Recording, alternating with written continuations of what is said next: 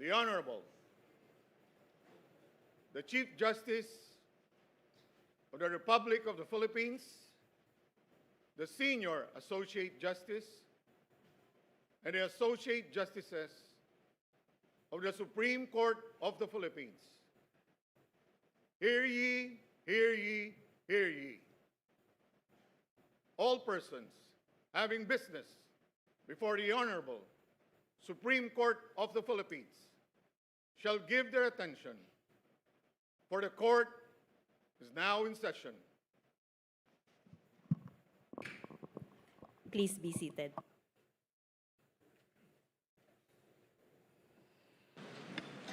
Madam Clerk of Court, please call the cases before us. Good morning, Your Honors. Scheduled for today's oral arguments are the consolidated petitions in GR number 271059, Representative Edsel C. Lagman et al. Versus the Congress of the Philippines et al. GR number 271347, Aquilino Coco Pimentel III and Pantaleon Bebot Alvarez versus Lucas P. Bersamin in his capacity as Executive Secretary et al. GR number E-02472, Filipinos for Peace, Justice, and Progress Movement Incorporated, or FPJPM, as represented by its President and Chairperson, Joseph Cadsawan, and Chapter Officer, Gloria Puson, versus House of Representatives et al., and GR number E-04036, Edgar Erice and Laila de Lima, versus the Senate of the Philippines et al. Thank you, Your Honor. Appearances, please. For petitioners Lagman et al., Attorney Lorenzo Artañada, and Attorney Barameda.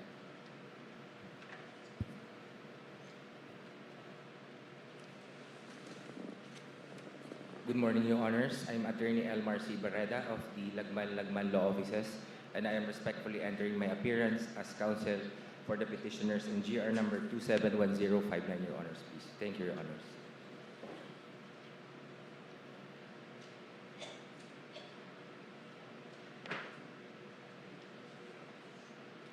Good morning, Your Honor. Jericho Salenga appearing as counsel for petitioners Aquilino, Coco Pimentel III, and Pantaleon Bebot Alvarez. Good morning.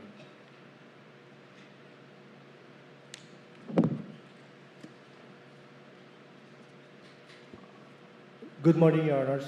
I'm Attorney Joseph Lemel Baligod Bakiran, respectfully appearing as counsel for petitioners FPJPM with Attorney Relene Arellano, Your Honor. Thank you.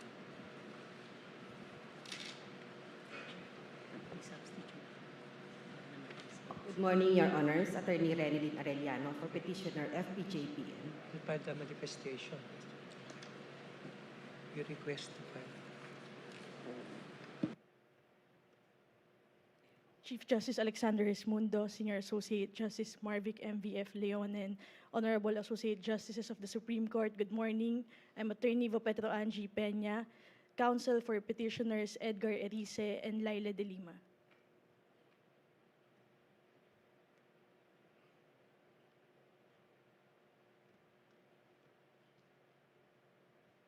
Good morning, Your Honors. I am Attorney Bianca Isabel D. Soriano, also counsel for petitioners in GR number 04036, Congressman Egay Erice and Congresswoman Laila de Lima. Thank you, Your Honors. Mary, for petitioners in GR 271059, Pimentel et al., may we request the counsel to file the appropriate manifestation for the substitution of the parties with respect to deceased petitioner Edsel Lagman. Good morning again, Your Honors. May I please proceed? Your Honors, please, we filed a written manifestation, Your Honor, that for the proposed substitution, Your Honor, of the late deceased Congressman Edsel Lagman, Your Honor. And our proposed substitution, Your Honor, is the current Congresswoman of the 1st District of Albay, which is Congresswoman Shelo Crisel P. Lagman, Your Honors, please. She is around in today's proceeding, Your Honors, please. Thank you. Duly noted. Thank you, Your Honors. Appearance for the respondents, please. Good morning, Your Honors. The Office of the Solicitor General respectfully enters its appearance on behalf of the respondents in these consolidated petitions. I am Solicitor General Darlene Marie B. Berberabe. With me today, Your Honors, are Assistant Solicitor General Marisa B. de la Cruz Galandines, Assistant Solicitor General Maria Victoria V. Sardillo, Assistant Solicitor General George O. Ortha, Assistant Solicitor General Jennifer F.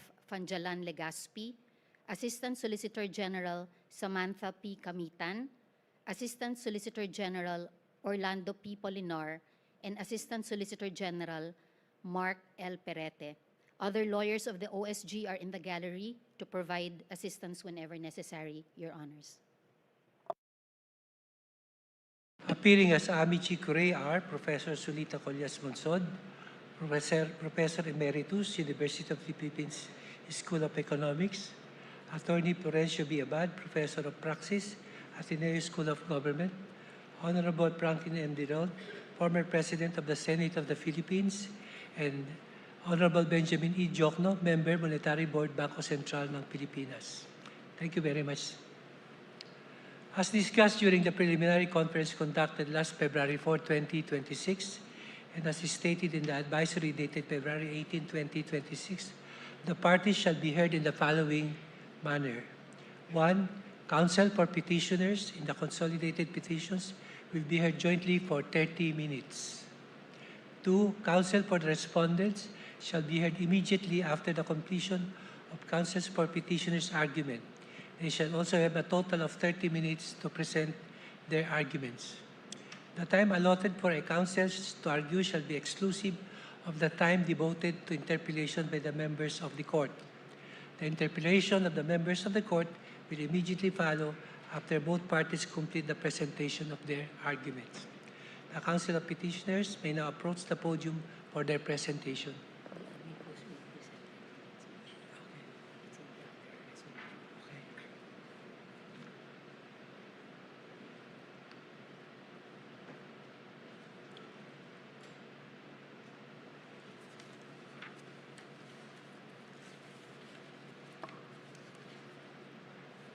The Honorable Chief Justice, Senior Associate Justice, and the Associate Justices of the Supreme Court, good day.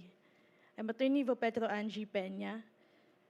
I will be addressing the procedural issue and 4 substantive issues, namely whether unprogrammed appropriations violate Section 22, Article 7, requiring the budget to have sources of financing, whether unprogrammed appropriations are rider provisions, and whether unprogrammed appropriations violate the separation of powers and the effect and undue delegation of legislative power. On the sole procedural issue, petitioners respectfully submit that a temporary restraining order must issue enjoining the implementation of Section 43 of RA 12314 or the General Appropriations Act of 2026. Petitioners possess a clear and unmistakable right as citizen taxpayers to ensure that public funds are appropriated and disbursed strictly in accordance with the Constitution. Your Honors, the unprogrammed appropriations create a contingent pool of funds that circumvents the constitutional design of the Constitution and appropriations. It also violates the separation of powers and affects an undue delegation of legislative power. By conditioning release of funds on future events, Congress cedes to the executive the authority to determine when unprogrammed appropriations take effect. This is impermissible post-enactment discretion as prescribed in Belgica versus Ochoa, and it also a clear violation of the separation of powers as affirmed in Arroyo versus Aquino. When fiscal measures erode constitutional boundaries, judicial intervention is imperative. This court in Belgica enjoined the release of PDAF funds to prevent unconstitutional disbursement. This court as well in Pimentel issued a TRO against the transfer of PhilHealth funds and the implementation of constitutional rider in Special Provision 1D under unprogrammed appropriations. In both instances, the court preserved the status quo and prevented the irreversible expenditure of public funds pending judicial review. The same necessity is present here because of the constitutional infirmities in the unprogrammed appropriations. For most, unprogrammed appropriations constitute a rider. The Constitution requires that every provision in the GAA must be germane to a particular appropriation. The President himself recognized that the national budget is 6.793 trillion, corresponding only to programmed appropriations, thereby confirming that the unprogrammed appropriations stand apart from the GAA. Not being related to a particular appropriation, it violates Article 7, Section 22 of the Constitution. As underscored in our earlier, Your Honors, public funds may be disbursed only pursuant to a valid appropriation supported by law. Section 43 identifies no concrete funding source. It relies instead on conditions, excess revenues, new revenues, or loan proceeds. These are not sources of funding, but mere contingencies upon which funding may arise. The President acknowledged in his veto message that releases from the unprogrammed appropriations will still require specification of funding source. This confirms that at the time of enactment, there is no funding base for the revised AFP modernization program, the program for risk management, and the support to foreign-assisted projects. Without a funding base, there is no valid appropriation. Respondents characterize these items as standby appropriation. But, Your Honors, the Constitution has only one mechanism for contingent spending: special appropriations, wherein Congress itself determines at a proper time whether additional expenditures are warranted. The structure of the UA also violates the non-delegation doctrine. Here, the power to determine when unprogrammed appropriations take effect is left entirely to the executive. The executive thus decides not only how to implement the law, but also when it takes effect. The President acknowledged the availability of supplemental appropriations, yet allowed the unprogrammed appropriations to stand. Your Honors, constitutional compliance cannot yield to convenience, practice, or concurrence between political branches. The injury is also actual and imminent. The provision authorizes the release of funds at any time, exposing public funds to immediate unconstitutional disbursement. Once released, they are permanently spent, causing grave and irreparable injury. This honorable court must declare unprogrammed appropriations as unconstitutional to reaffirm that only Congress wields the power of the purse, that appropriations rest on ascertainable funding, and that all public spending must be done within the strict bounds the Constitution commands.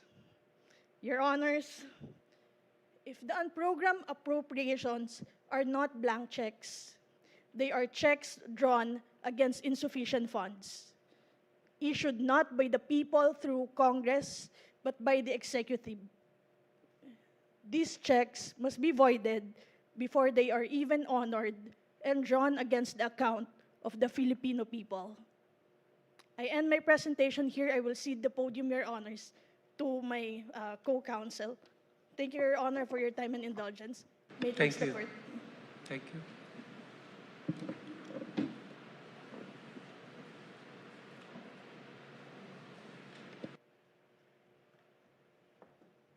I have a presentation, Your Honor, just a short one.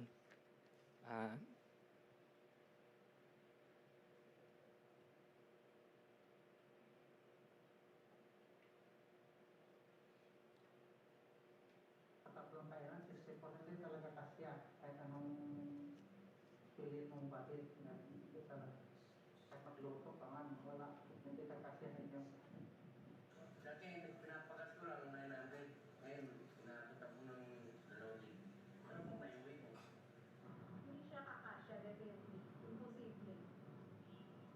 typical average family income of low-income families is about 25 to 30,000 a month. Even at that level, we're discovering that that's not enough to cover food, education expenses, health expenses for a family of 5.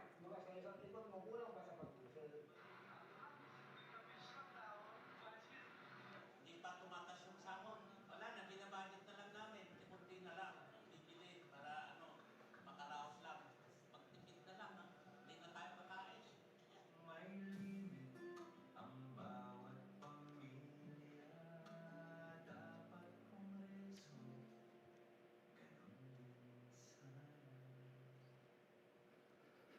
Notice, when we use colloquially budget, it means negative.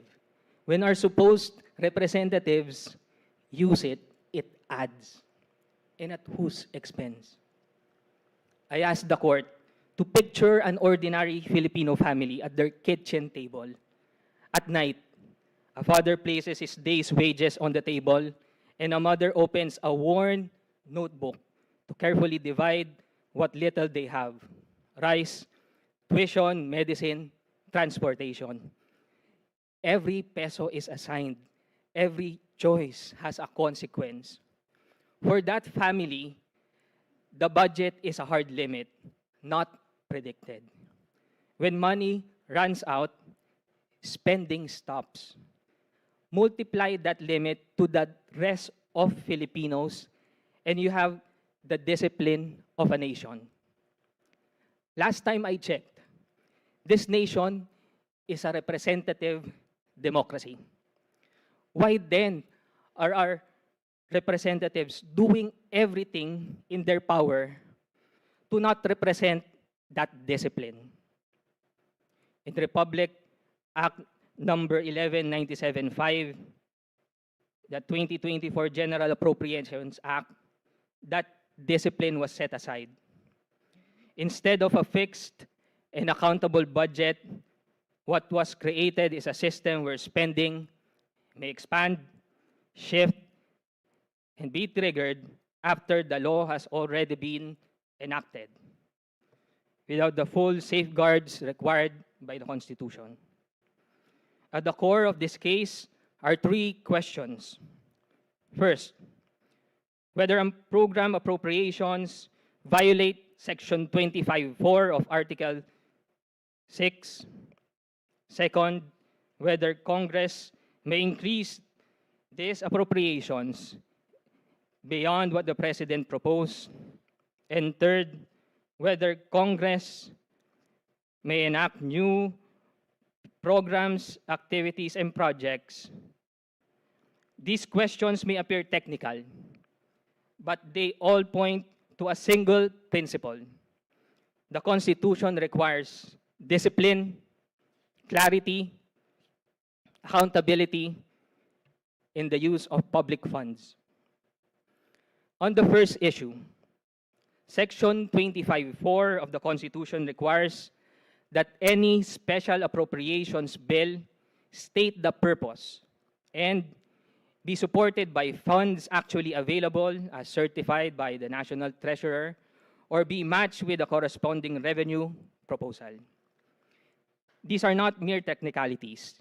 They are safeguards designed to prevent abuse and to ensure that the government cannot simply move money around at will.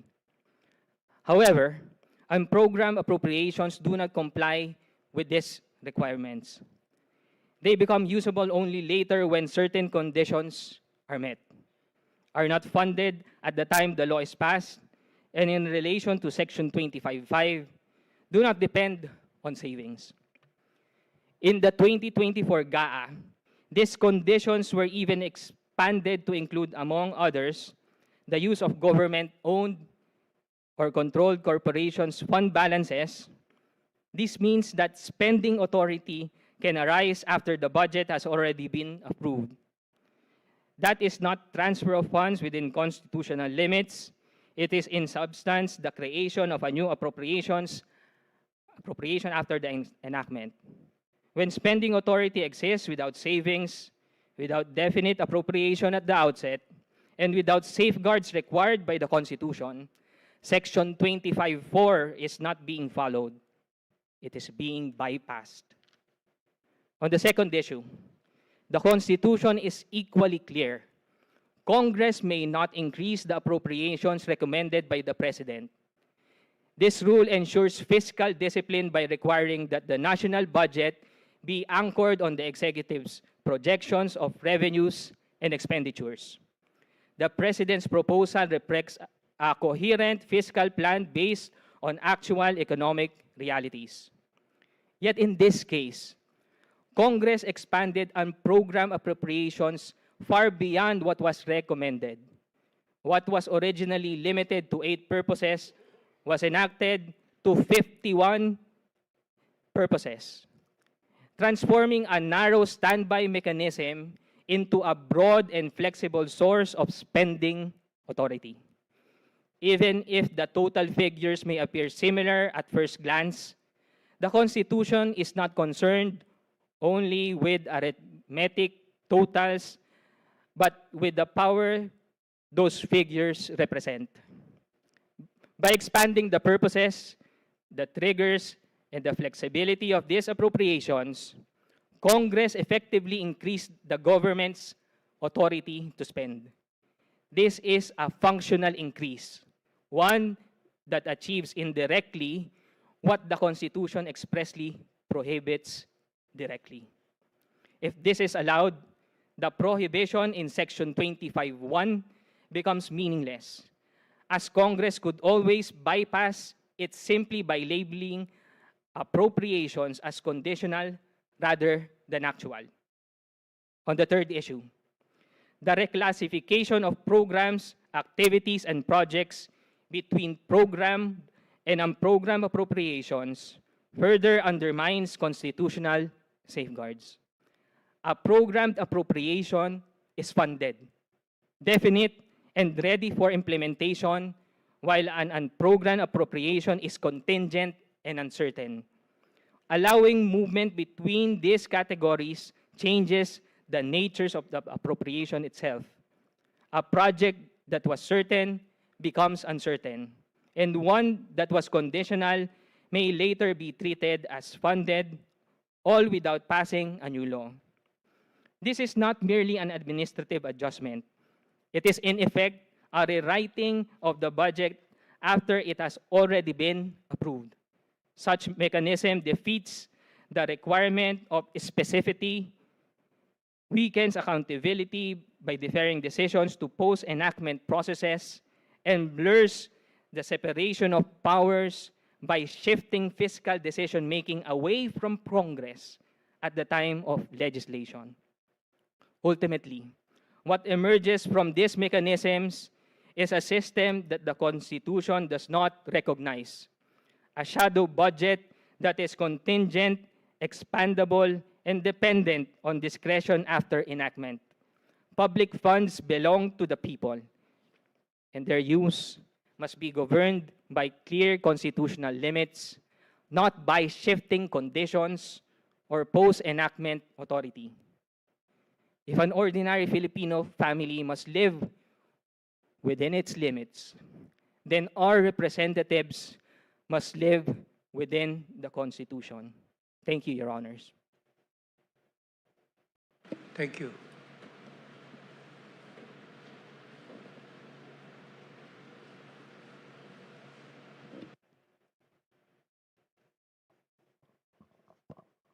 May it please the court. I'm Attorney Joseph Lemel Bakiran, Your Honor, respectfully appearing as counsel for Petitioner FPJPM. For the petitioner's FPJPM, Your Honor, we are assigned 2 topics. That is, whether the legislative branch may validly increase the amount of special accounts in the general fund recommended by the executive branch. And the second one is whether the legislative branch validly increase the earmarked funds for the road users fund by reallocating items in the 2025 General Appropriations Act. Your Honors, this petition raises constitutional question of the highest importance. Whether Congress, through the bicameral conference committee, may increase appropriations beyond those recommended by the President in violation of Article 6, Section 25, Paragraph 1 of the Constitution. At stake, Your Honors, is not merely a difference in figures. What is at stake is the constitutional boundary between the executive initiative and legislative authority and the integrity of the national budget process itself. Your Honors, the facts are undisputed. The President submitted the 2025 National Expenditure Program with a total expenditure level of 6.352 trillion, including 27.352 billion in special accounts in the general fund. These special accounts in the general fund form part of automatic appropriations, funds governed by law, sourced from earmarked revenues, and intended to operate with limited legislative discretion. Among these is the Special Road Fund, sourced from motor vehicles users charged under Republic Act 8794, as amended, strictly tied to actual collections and specific statutory issues. However, Your Honors, during the bicameral deliberations, Congress introduced substantial increases. The special accounts in the general fund was increased from 27.352 billion to 40.107 billion. The special road fund was increased from 16.756 billion to a staggering 34.748 billion, or an amount of 17.992 billion, Your Honors. These are not minor adjustments. These are structural expansion of the budget. This brings us to the first issue, whether Congress may increase appropriations beyond the President's proposal. The Constitution is unequivocal. Article 6, Section 25(1) expressly prohibits Congress from increasing the appropriations recommended by the President. Congress may reduce, may realign, or modify, but it may not increase. Yet here, Your Honors, the Bicameral Conference Committee did precisely what the Constitution forbids. By increasing the special accounts in the general fund, an automatic appropriation, Congress expanded the total expenditure program beyond the President's proposed ceiling. This is not amendment. This is unconstitutional expansion. The violation becomes more pronounced when the nature of these funds is considered. Special accounts in the general fund are not ordinary appropriations. They are funded by earmarked revenues. They are governed by specific statutes. And they are automatically appropriated based on available income. In short, they are revenue-bound and self-executing. Yet Congress increased these funds without any corresponding increase in earmarked revenues.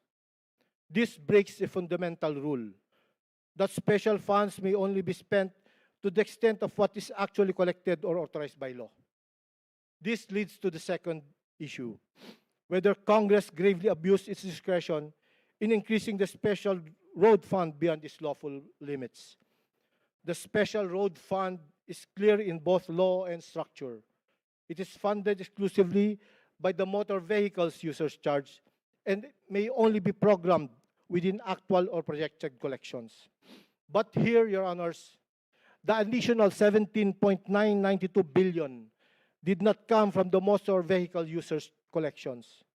It came from pooled funds and general budgetary sources. Your Honors, this is constitutionally untenable. Because once a fund is detached from its earmarked source, it ceases to be a special fund. It becomes an unauthorized appropriation, merely labeled as one. Taken together, these acts reveal a clear pattern of unconstitutional overreach. First, by increasing appropriations beyond the President's proposal, and second, by detaching special funds from the statutory revenue sources. Both acts produce the same result, an unauthorized expansion of the national budget. Your Honors, this case is not about policy. It is not about whether these expenditures are beneficial. It is about whether constitutional limits still bind the political branches. In this action, if these actions are allowed to stand, Your Honors, then the prohibition in Article 6, Section 25(1) becomes illusory. The bicameral conference committee would effectively acquire the power not merely to reconcile, but rewrite the national budget. And the constitutional balance between the executive and legislative branches would be fundamentally altered. In closing, Your Honors, the Constitution entrusts this most honorable court with the duty to enforce the limits of power, especially in matters of public spending. Because when those limits are ignored, what is placed at risk is not only fiscal discipline, but the rule of law itself. For these reasons, petitioners respectfully pray that the said provisions of the 2025 General Appropriations Act be declared unconstitutional and that the acts of the Bicameral Conference Committee be struck down for grave abuse of discretion. Thank you, Your Honors. Thank you.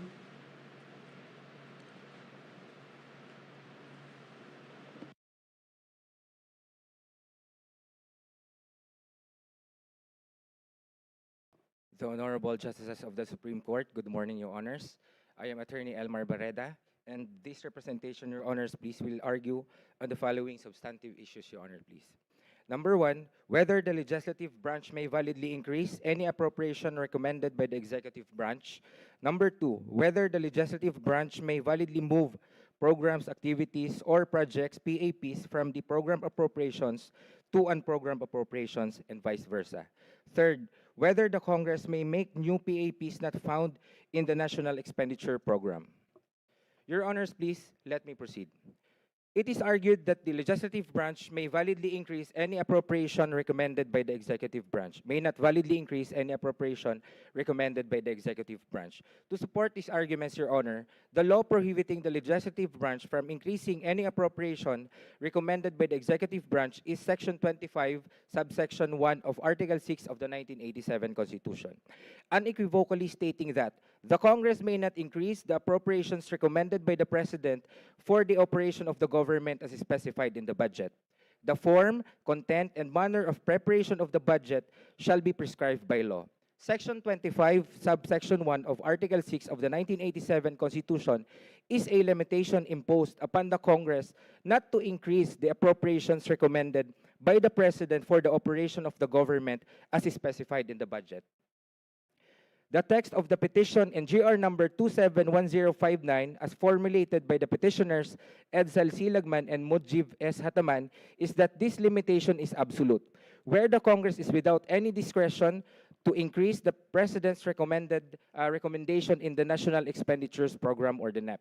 The phrase as specified in the budget in Section 25, subsection 1 of Article 6 of the 1987 Constitution defines the subject appropriations that the legislative branch may not increase.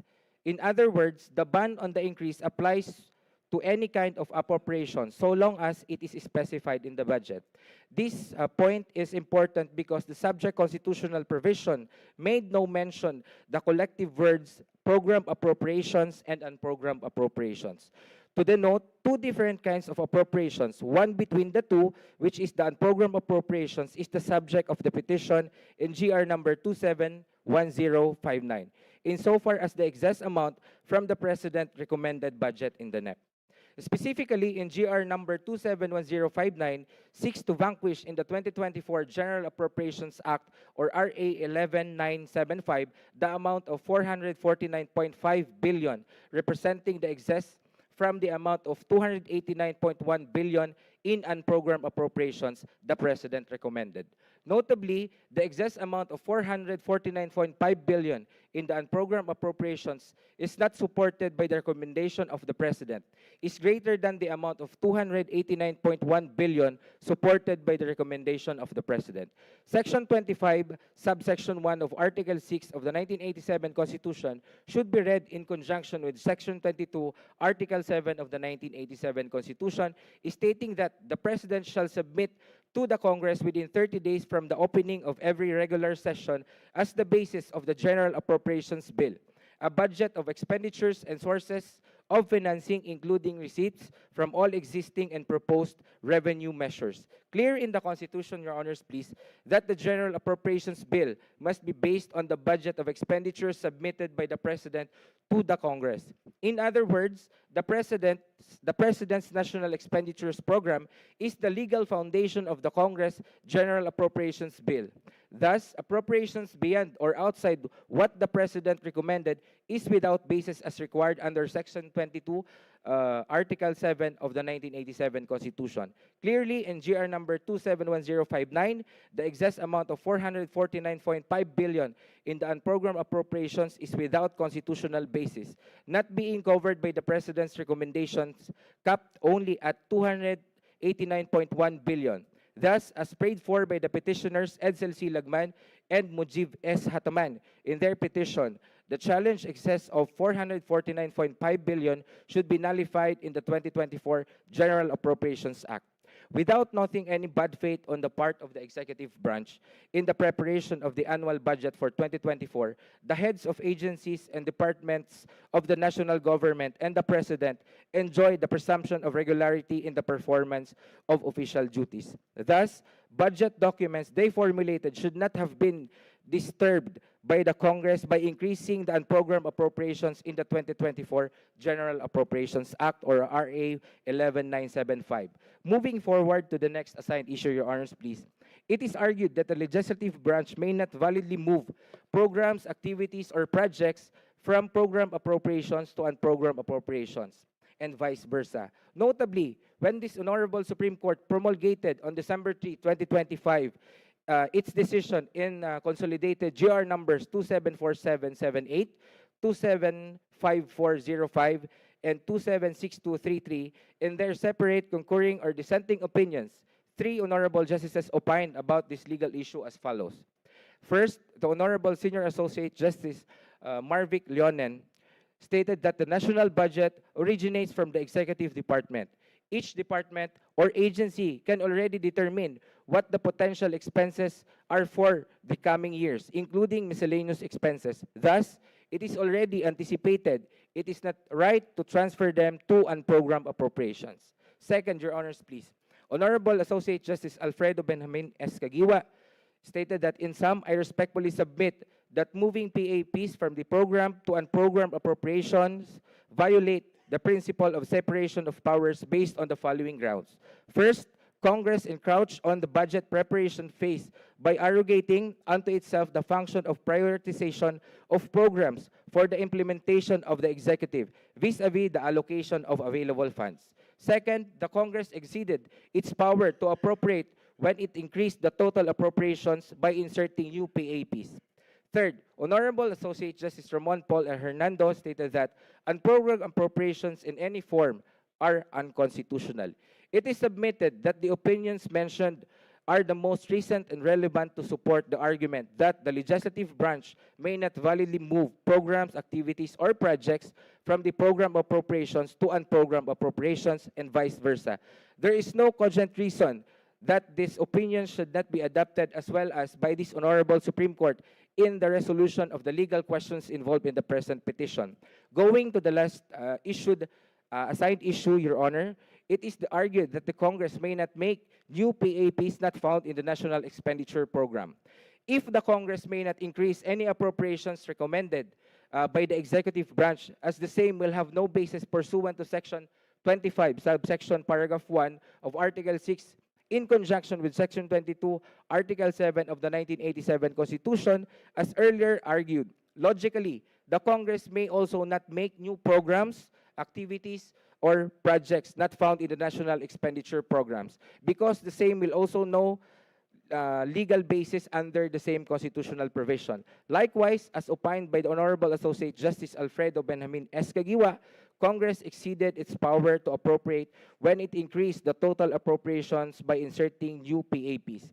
In doing so, the Congress committed grave abuse of discretion amounting to lack or amounting to lack or excess of jurisdiction, justifying once again the need for this Honorable Supreme Court to exercise its expanded power of judicial review, the worst instance of grave abuse of discretion is a blatant violation of the 1987 Constitution, Your Honors. In closing, Your Honors, please, it is most respectfully implored of this Honorable Supreme Court to grant the petition of Edsel C. Lagman and Mujib S. Hataman to nullify by declaring unconstitutional the excess of 449.5 billion in unprogrammed appropriations in the 2024 General Appropriations Act or RA 11975 in GR number 271059. Thank you very much, Your Honors, please. Thank you. The Solicitor General may proceed to the podium for her presentation.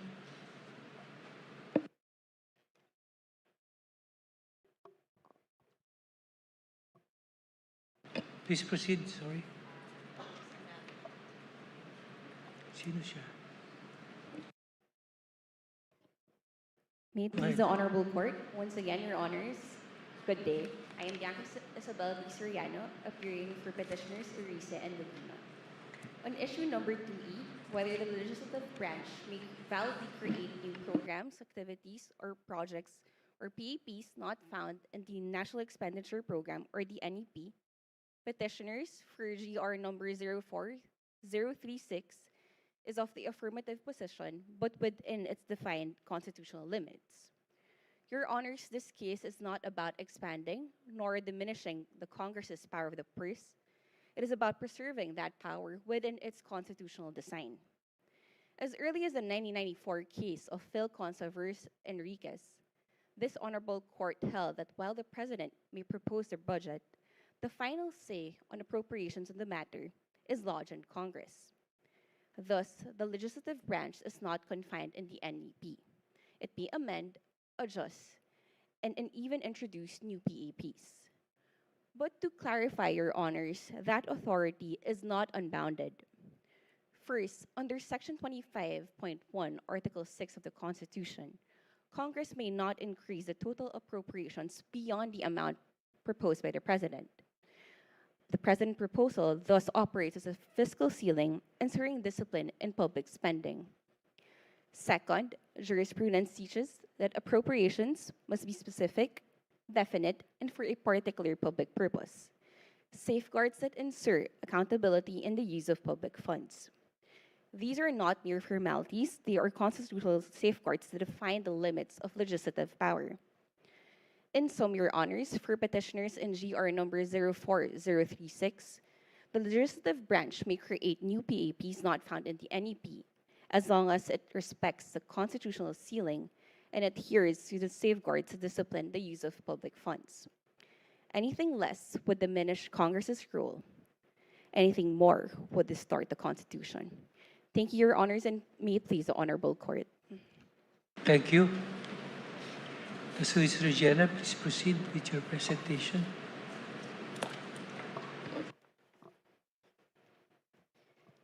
Chief Justice Mundo, Senior Associate Justice Leonen, Associate Justices of the Supreme Court and Bank.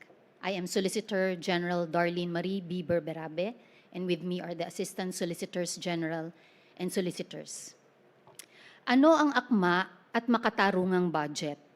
Kung tatanungin ang magsasaka, manggagawa, guro, ang isang ina, marahil ito ang sagot. Isang budget na tumutugon sa kanilang mga pangangailangan, pagkain sa hapag, edukasyon para sa mga anak, maayos na kalsada, ospital na mapapagdalhan ng may sakit, at trabaho para matustusan ang pangangailangan ng pamilya. Ang bawat isang nagbabayad ng buwis ay umaasa na ito ay ilalaan para sa kanila ng tama, maayos at buong katapatan. That is the national budget that each government works towards. And the 1987 Constitution provides the framework to make that happen. It assigns to the executive and the legislature a specific, defined role in the budget process. The Constitution recognizes that a responsive budget requires both the executive's knowledge of government capacity and resources and the legislature's understanding of what the people actually need. This is the meaning of separation of powers, that government authority is divided among three branches: legislative, executive, and judicial, so that no single branch becomes too powerful. Each branch has its own role, and the Constitution itself prescribes the mechanisms to ensure the balance of power as well as accountability. The executive handles administration, the legislature enacts, the judiciary interprets the law, each branch in its lane, each branch doing its constitutional duty. Some issues are intended to be left to the political branches of the government. In our jurisdiction, the determination of whether an issue involves a truly political and non-justiciable question lies in the answer to the question whether there are constitutionally imposed limits on the powers or functions conferred upon political bodies. If there are, and a petition is lodged before the court, then our courts are duty-bound to examine whether the branch or instrumentality of the government properly acted within such limits. This is what we hope to thresh out today, whether in passing the General Appropriations Act of 2024, 2025, and 2026, the executive and legislative exercise their power within the limits imposed by the Constitution. The Constitution assigns to the executive the task of planning the budget. Under Article 7, Section 22, the President must submit to Congress a budget of expenditures and sources of financing. This is a plan prepared by the executive, a plan grounded in what the government can realistically accomplish and what the country can afford. The President, through the DBM and the economic managers of government, is best positioned to know the condition of public finances, the capacity of implementing agencies, and more importantly, the realistic projections for revenue. The President's proposed budget is based on that knowledge. The Constitution assigns Congress the task of deliberating on behalf of the people. Senators and representatives are elected to represent their constituents' needs. They are in the best position to know what roads are required and where they must be built, what hospitals are lacking, which communities need classrooms. Congress holds hearings, questions cabinet secretaries, studies and debates priorities before it enacts the budget. Congress is constitutionally given the power of the purse.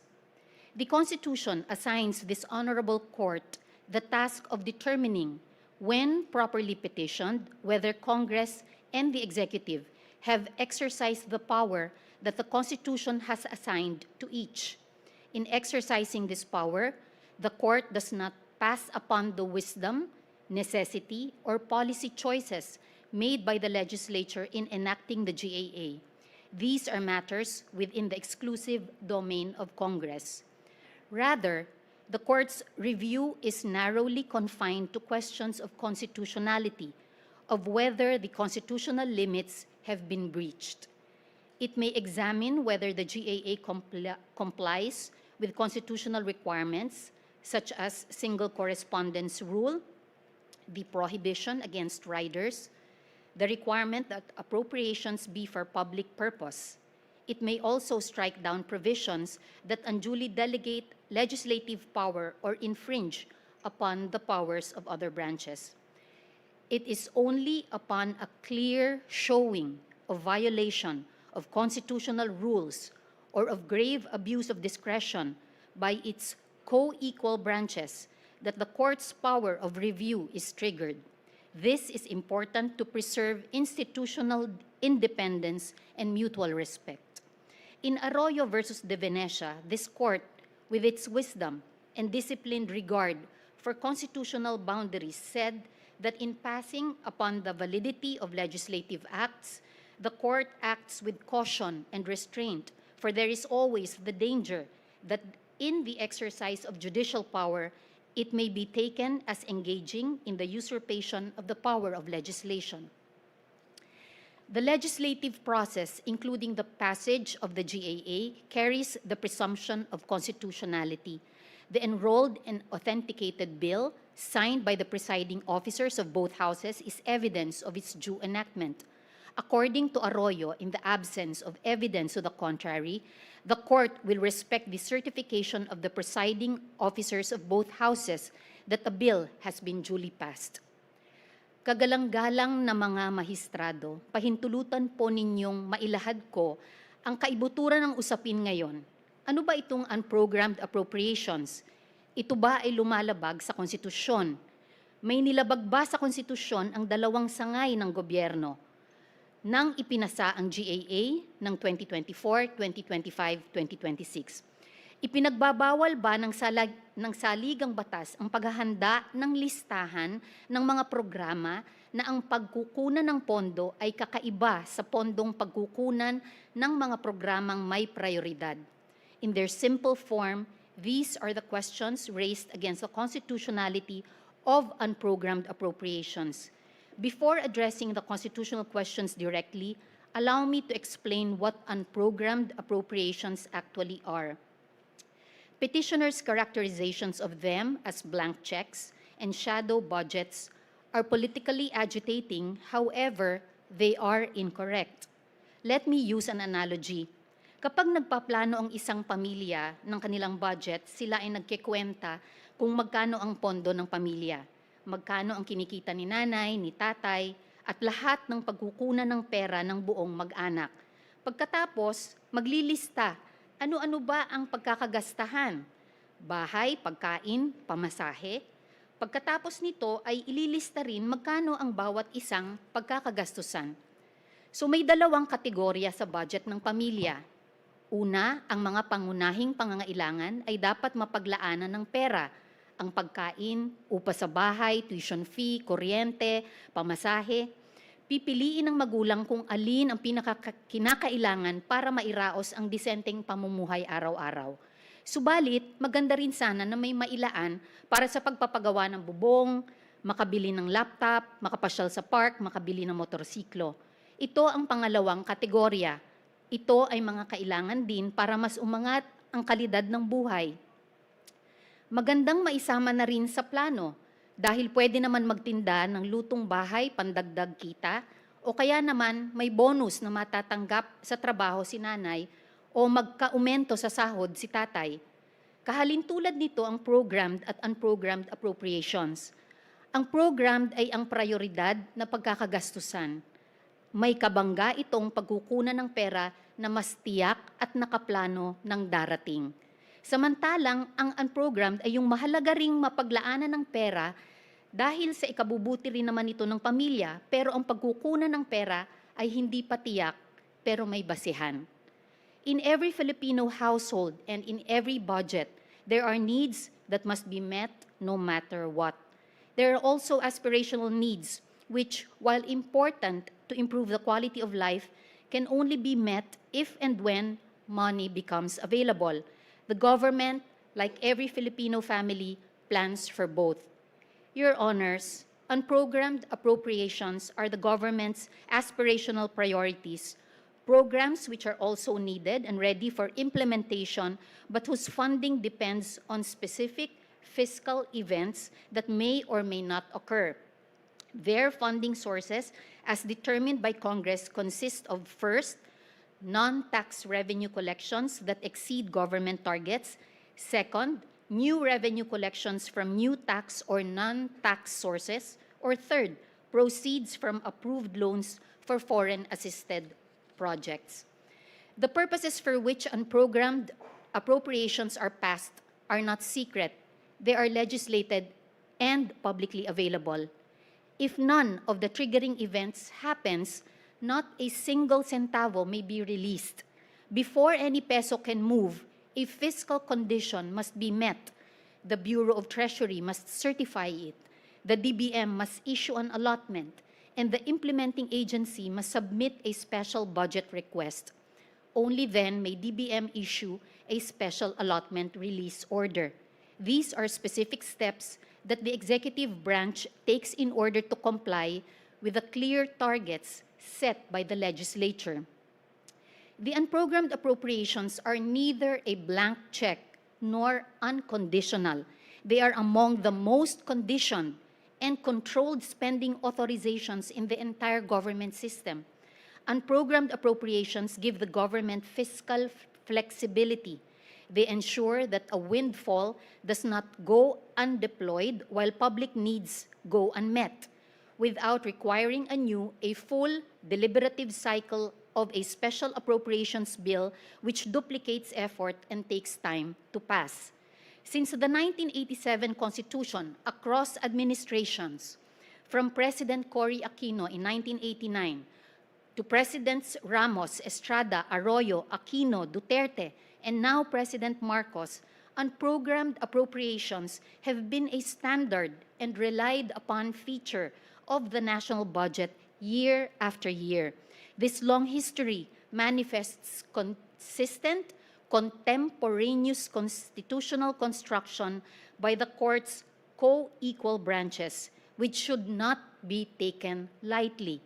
As this court aptly stated in KMU versus Aquino, a parameter of judicial review is determining who can read the Constitution. Interpreting its text has never been within the exclusive power or province of the courts. Other branches of government are equally able to provide their own interpretation of the provisions of our organic law, especially on the powers conferred by the Constitution and those delegated by Congress. More importantly, the constitutionality of unprogrammed appropriations has already been ruled upon by the Honorable Court.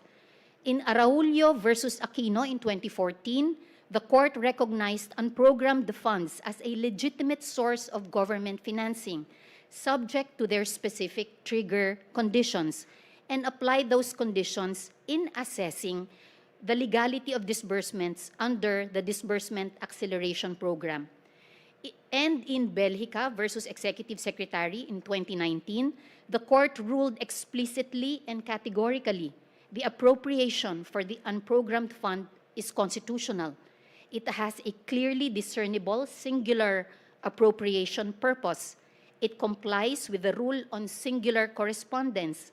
It is not a prohibited lump sum fund. It does not constitute an unconstitutional post-enactment legislative intrusion. The petitioners asked this court to overrule Belgica 2019, but they have not presented a single compelling reason, whether factual or doctrinal, in support of their challenge. Without having discharged their burden, petitioners' constitutional challenge should not be allowed to stand. Mr. Chief Justice, honorable members of the court, allow me at this point to directly address some constitutional questions as identified by the court's advisory. First, do unprogrammed appropriations violate Section 22, Article 7 of the Constitution? The answer is no.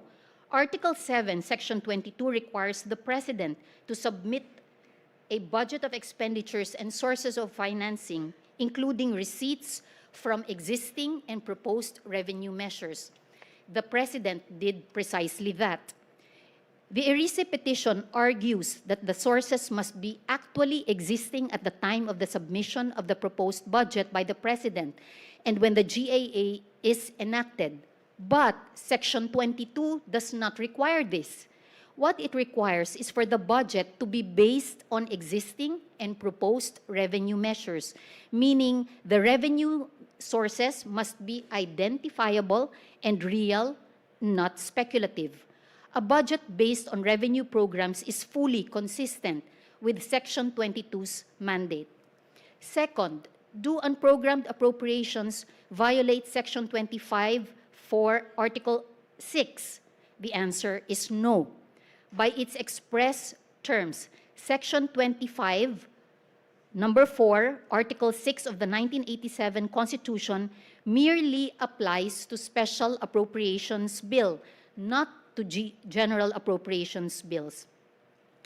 It requires that a special appropriations bill be accompanied either by 1, a certification of availability of funds issued by the National Treasurer, or 2, a corresponding revenue proposal where funding is not yet available. Unprogrammed appropriations, however, form part of the GAB. Accordingly, Section 25, Number 4, Article 6 of the 1987 Constitution does not govern their inclusion in the GAA. Third, are unprogrammed appropriations rider provisions that violate Section 25, Number 2, Article 6? Again, the answer is no. Unprogrammed appropriations are not foreign to the GAA's purpose. Belhica 2019 already held that they have a clearly discernible singular appropriation purpose. A provision that has a discernible appropriation purpose cannot simultaneously be a rider lacking germane purpose. In Atitiu versus Zamora, the court, recognizing that an appropriations bill covers a broader range of subject matter and includes more details compared to an ordinary bill, stated that its provision is germane, if particular, unambiguous, and appropriate, given their specified purposes, defined amounts, and explicit conditions. Unprogrammed appropriations meet this standard. Fourth is the rule which prevents Congress from exceeding the budget ceiling proposed by the President violated when unprogrammed appropriations are enacted or when Congress increases their specific sums? Again, no.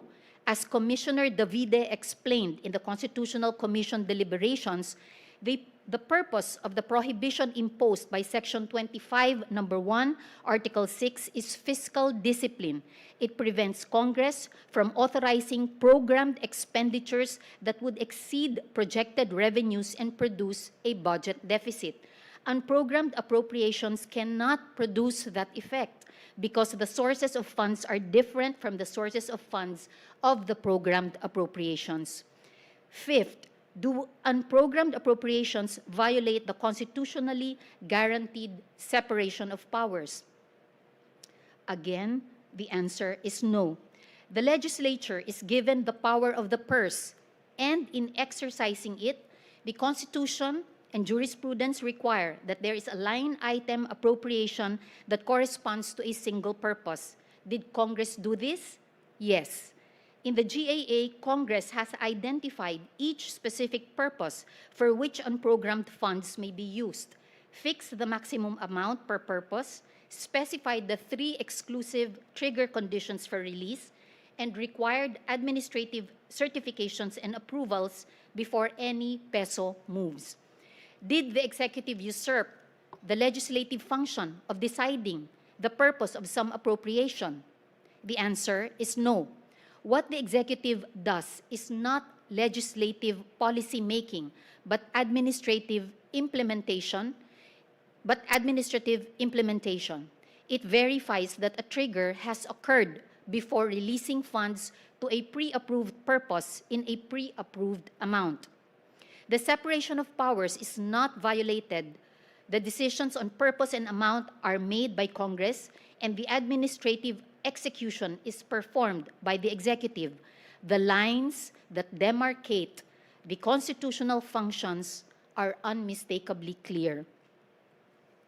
Your Honors, this case is not a forum to debate the wisdom of policy choices or the merits of particular appropriations.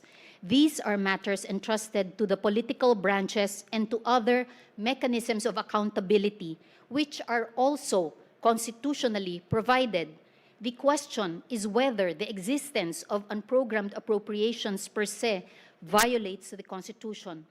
What is asked of the Court today is the exercise of its own constitutional function to determine whether the limits set by the Constitution have been observed by the Executive and Congress.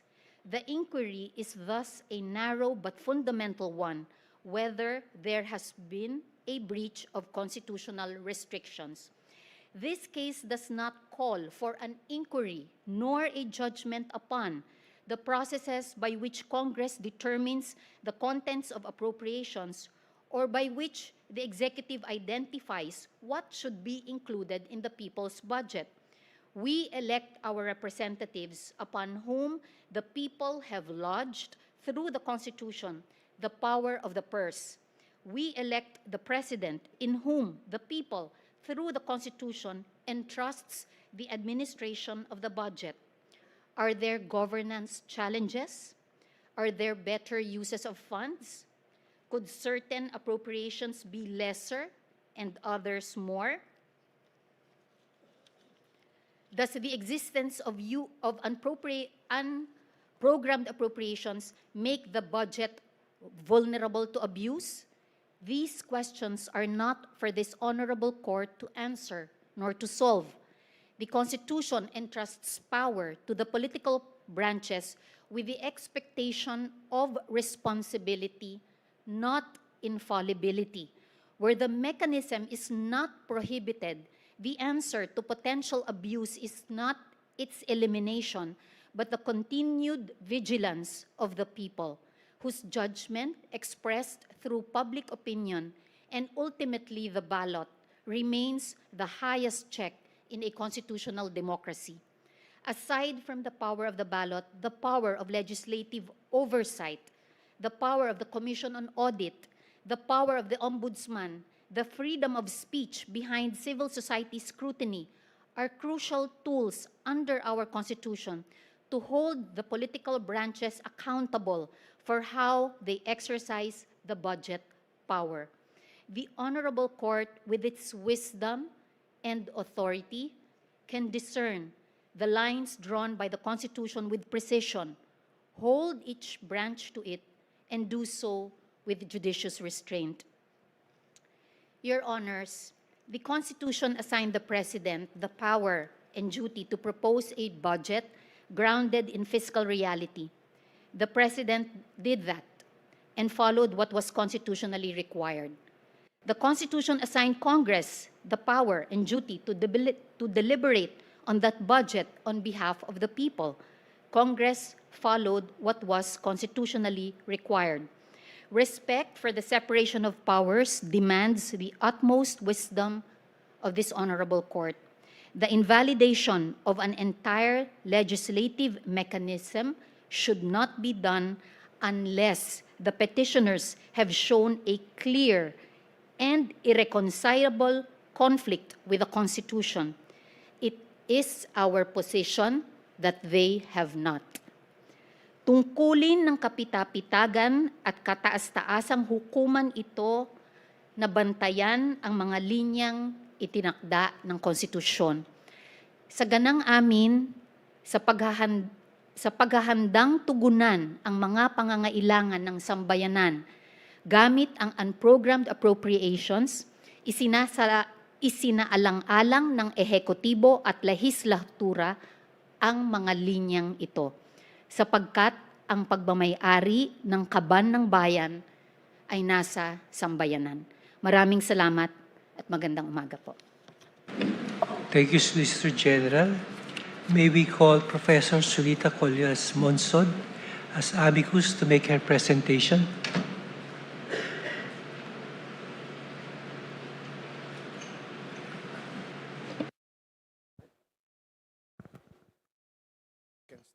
Stay here.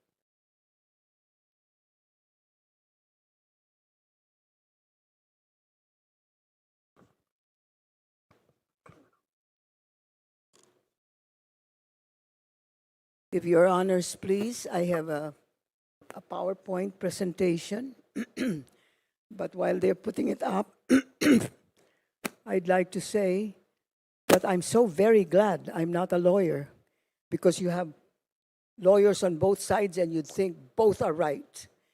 I am here to, as instructed, to give you a broader view, a non-legal view, an economic view of what is going on in the country today with respect to unprogrammed appropriations. Is it up already? Not yet. Okay.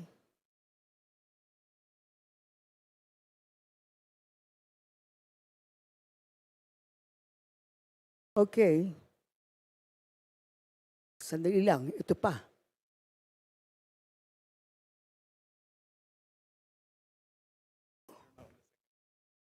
No, what is happening?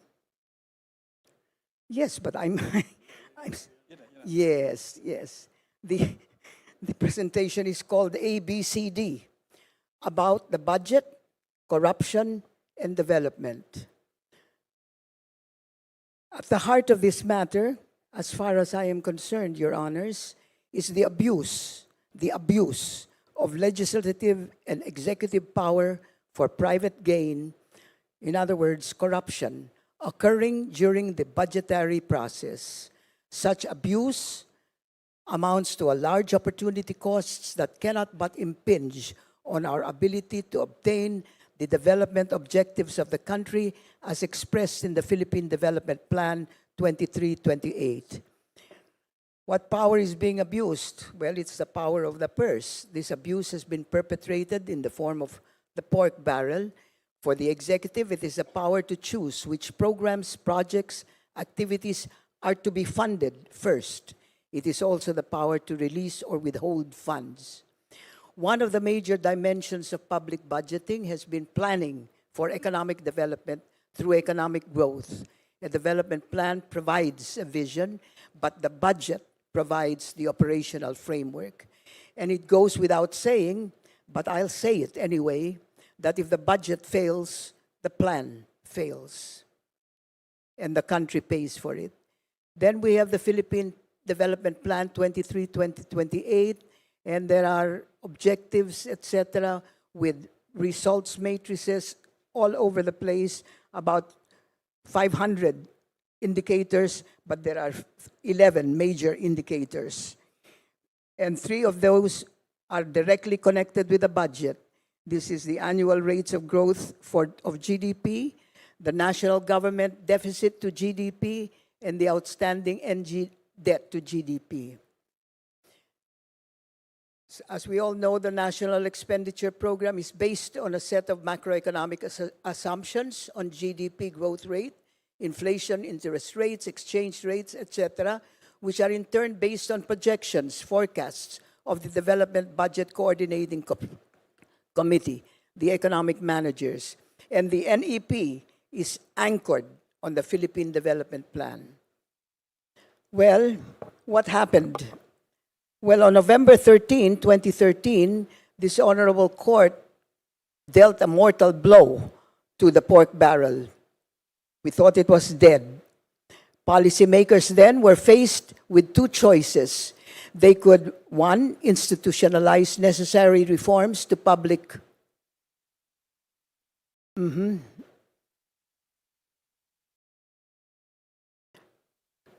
financial management system so that pork could no longer be a problem.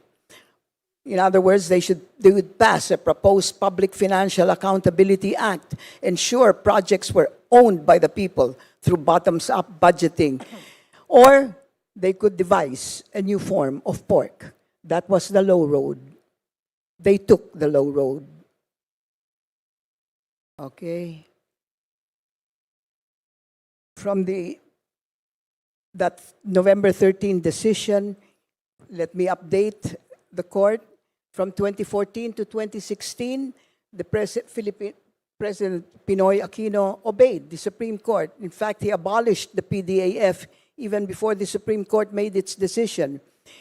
They brought in bottoms-up budgeting, they brought in the Comptroller General and proposed the Public Financial Management Bill, which was introduced but has never been passed. And then from 2016 to 2022, President Duterte also ran on an anti-corruption platform, but the pork barrel came back with a vengeance.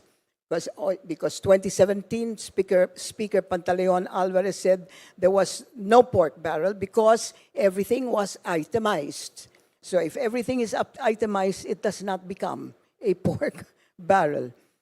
There was a standoff in 2019. The budget had to be what do you call that? Reenacted because the president took off $95 billion, 95 billion pesos from the budget. He did it, but in 2020, the the Congress recalled the 2020 budget because they wanted to put the 95 billion pesos back in. And that is the time when the contractors became part of the scene. From 2022, a more sophisticated system has come into place where the pork barrel has become a part of the budget preparation embedded in the national expenditure program, where there would be no need to make insertions. The so-called baseline balanced management formula, or BBM, was adopted by the DPWH. The entire DPWH infrastructure budget became a pork barrel.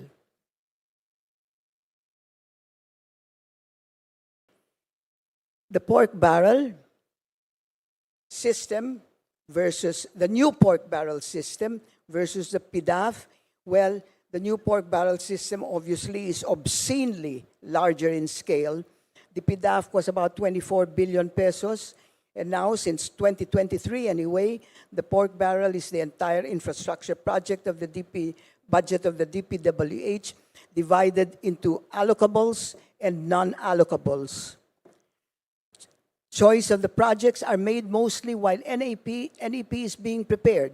Note, as testified by the late Undersecretary Cabral, that projects amounted to 50% of the DPWH NEP. Then a legislature may propose projects outside of his district, so long as he pays a parking fee or standard operating procedure of 6% to the district representative. This is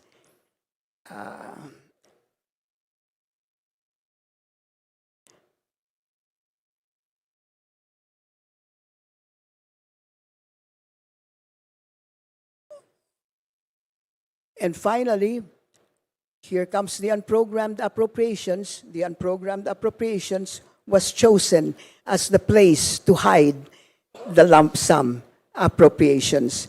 There was the SAGIP and the BIP. The SAGIP is the Strengthening Assistance for Government Infrastructure and Social Programs, and there was something called the BIP. In other words, the unprogrammed appropriations became the repository of these BICAM assertions. And this is where we talk about obscenely large. This is where this graph shows unprogrammed funds appropriations approved, and the approved unprogrammed funds have exceeded proposed unprogrammed funds. Notice in this graph, if your honors please, you will notice that the dark blue line shows where the unprogrammed and the NEP and the GAA were the same as far as unprogrammed and appropriations are concerned. But in 2022, they started growing. And if you'll see that high point there, that's where unprogrammed appropriations started. Wow. They went up to 800 billion pesos, which is more than the budget department appropriations. And notice that the dark blue and the light blue bars is where the general appropriations exceeded the national expenditure program. Anyway, you could see the ballooning of the unprogrammed appropriations. Now, so these unprogrammed appropriations need financing. Serendipitously, it was also starting in 2021 when the budget for expenditures and sources of financing showed unprecedented. It never happened before.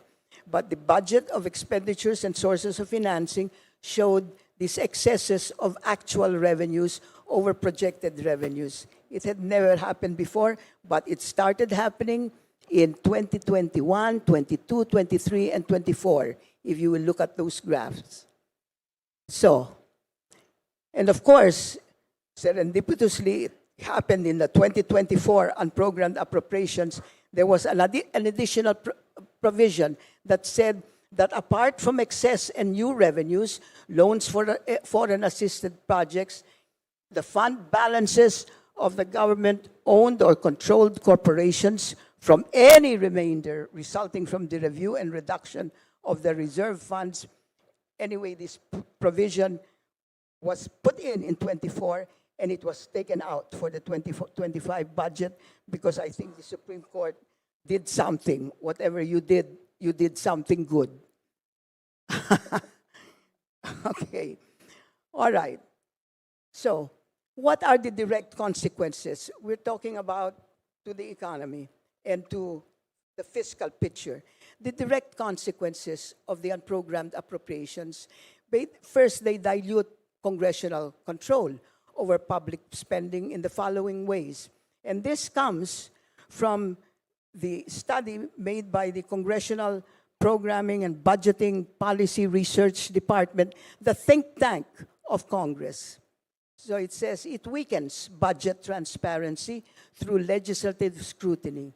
It increases, in other words, the legislature cannot scrutinize because this SAGIP, which amounted about 300 billion in 2024, is essentially a lump sum. It increases the risk to discretionary allocation. Why? Because the president, the executive, decides which one goes out first and which ones should be held up for later release or something. It blurs this institutional accountability. It undermines fiscal discipline and debt sustainability. It weakens the link to development planning. When items are removed from the programmed appropriations to the unprogrammed appropriations and vice versa, it completely removes the prioritization of the fiscal in the fiscal scene. This is what the CPBRD said. UA, unprogrammed appropriations, originally conceived as a limited standby mechanism to provide fiscal flexibility in the face of uncertainty. However, the rapid expansion in recent years, coupled with weak itemization, conditional funding triggers, post-enactment executive discretion, has transformed them into a budgetary instrument with significant implications for transparency, accountability, and fiscal discipline. Now, the way I read it, that means, it's terrible for good governance. Higher than planned spending, especially when funded through borrowings, could lead to larger annual budget deficits. This resulted partly in the failure of the government to meet its targets for reducing the budget deficit and the deficit to GDP ratio. Let me show you exactly what the effect of these unprogrammed appropriations have been to our budget deficits. Some of our targets. What is the status? For example, in the growth of GDP, that is number one in economic growth target. The actual growth targets versus the growth targets versus the actual. Your orange lines are the actual, and the blue lines are the target.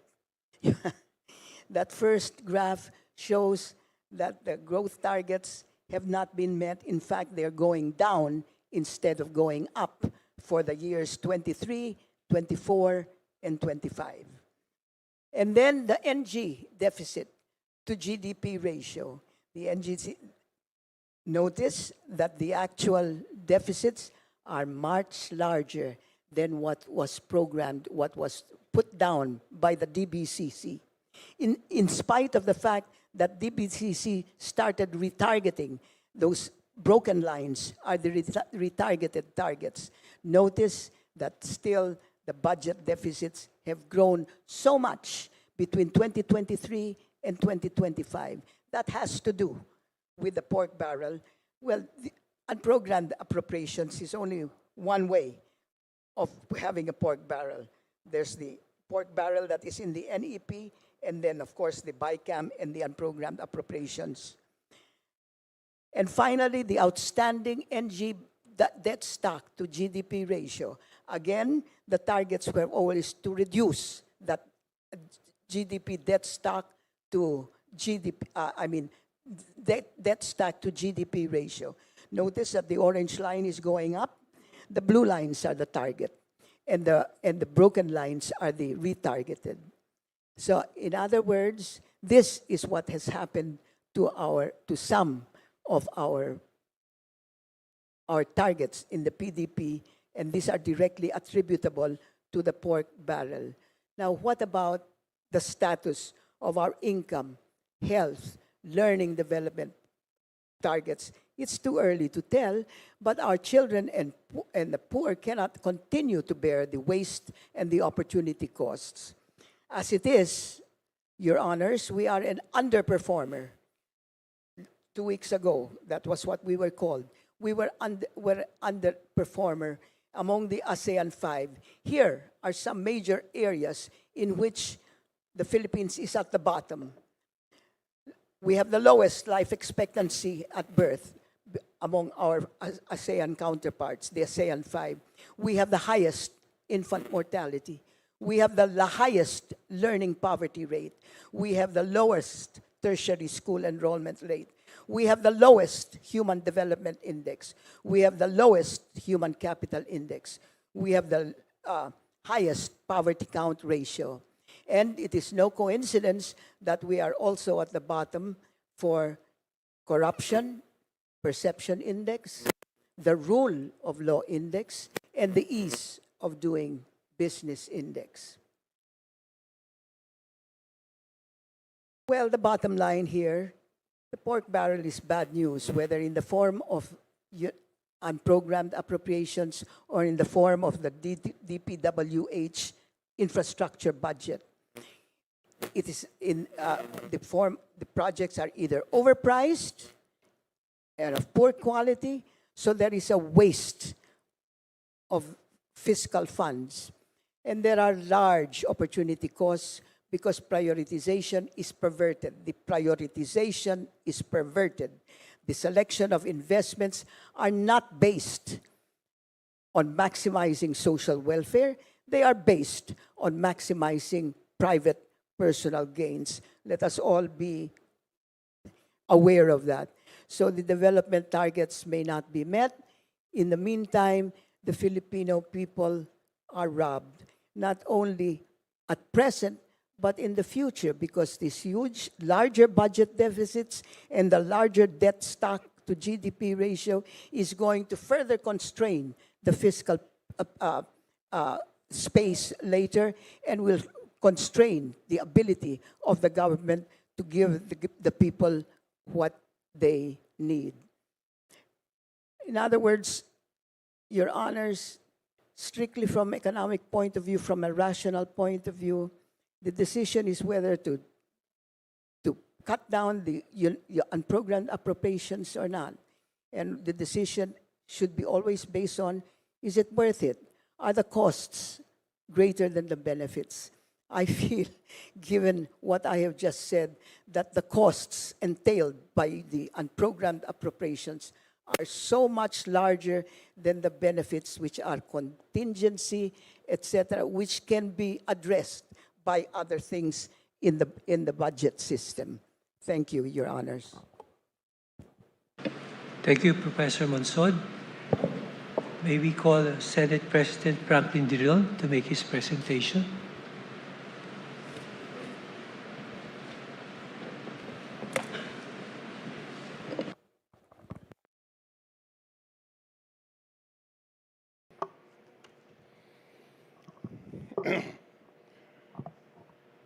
May it please the Honorable Court.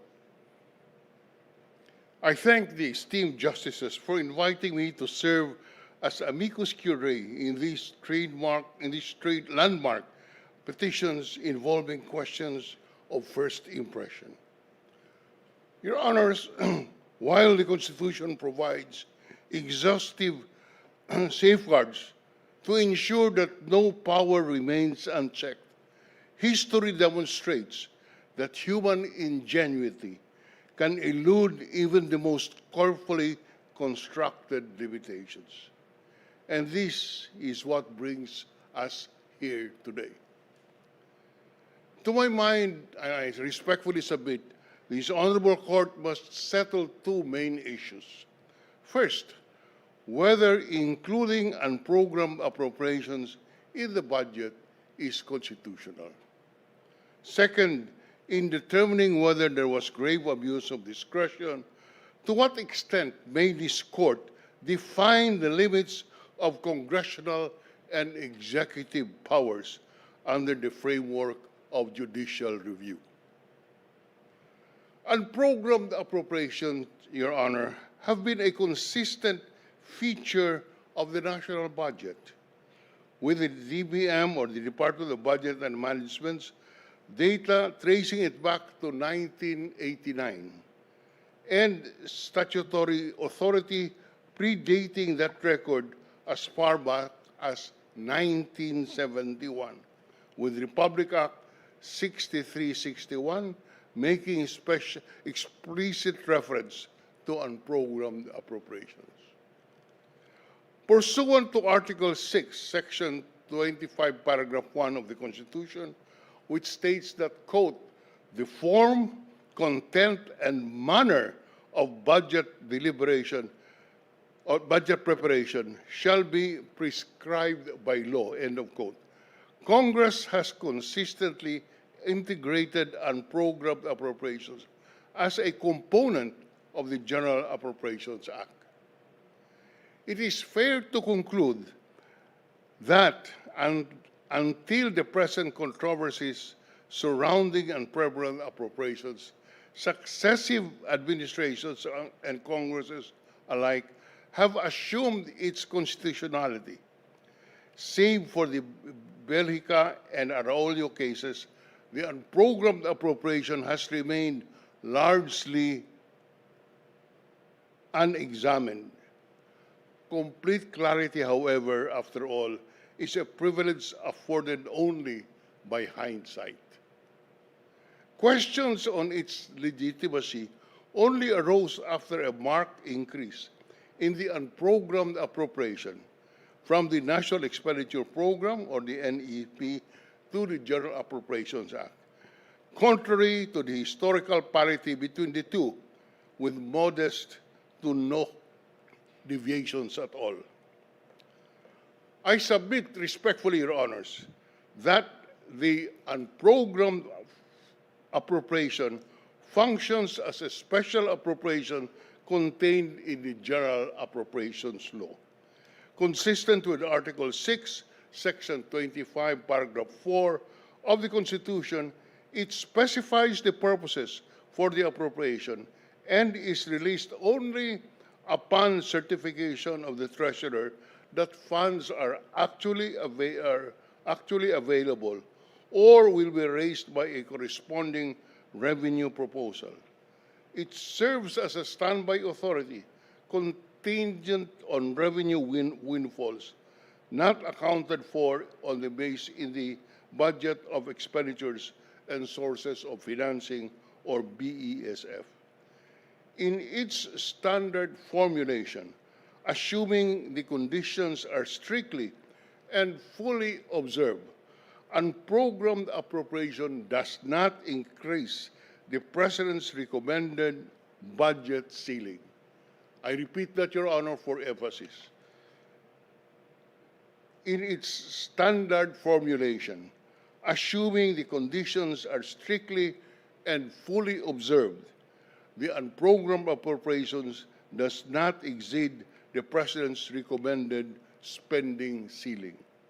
Thus, isolated from implementation concerns and the GOCC funding sweep, unprogrammed appropriation appears to be consistent with the mandate under Section 25, Paragraph 1 of the Constitution.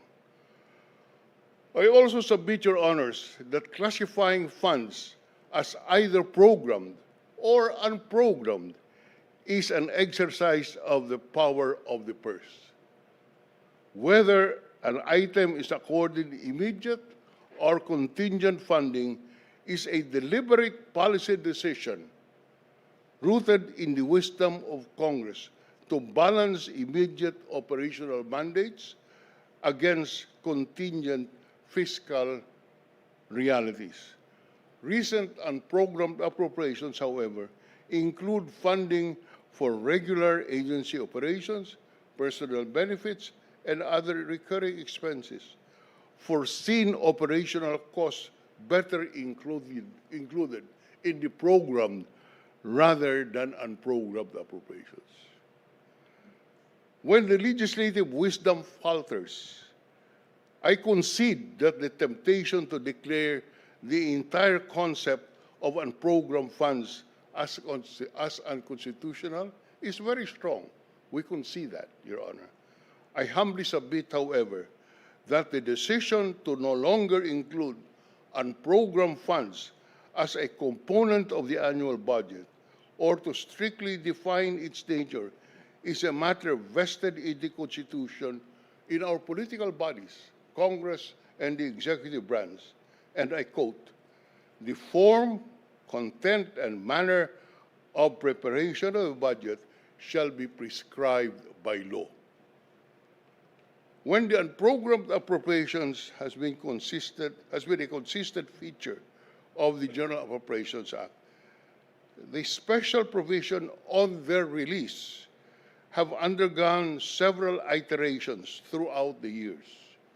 In the 1989 General Appropriations Act, the special provision states that, quote, "No item may be programmed until after the first quarter of 1990, when the Development Budget Coordinating Committee shall determine and certify that revenue targets of government have been met," end of quote.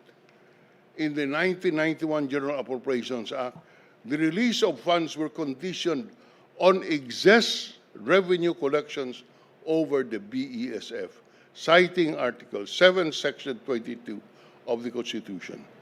The special provision further states that no amount shall be funded out of savings generated from the programmed items in the General Appropriations Act.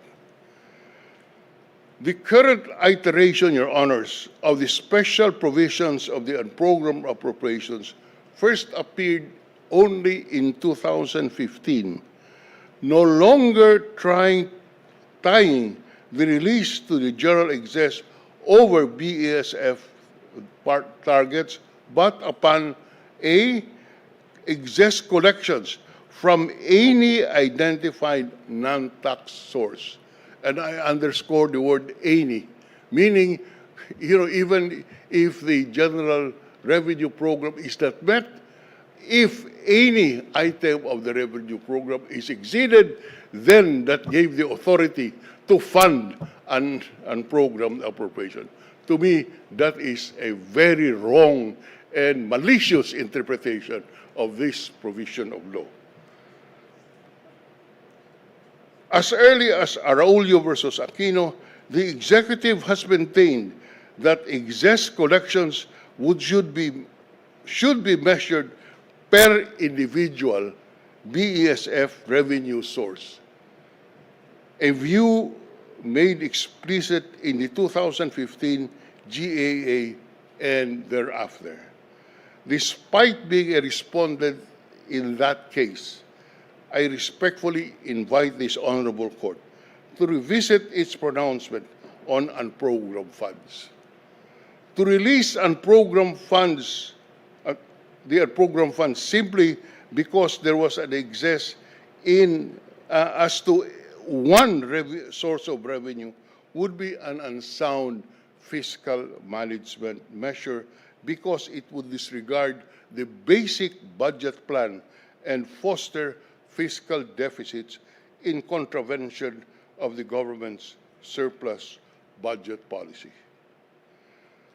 Before the present petitions, the phrase, quote, "funds actually available," end close quote, under Article 6, Section 25, Paragraph 4, has not been defined, and releases based on excess from a single source was presumed to be a valid exercise of of the Treasurer's certification.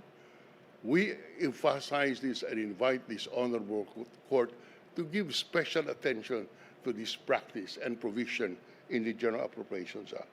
My humble submission that to preserve the unprogrammed appropriation as a valid fiscal tool within the General Appropriations Act, it must be strictly sourced from funds annually available, triggered by genuine windfalls, measured against the aggregate of the President's original BESF revenue targets in line with Article 7, Section 22 of the Constitution.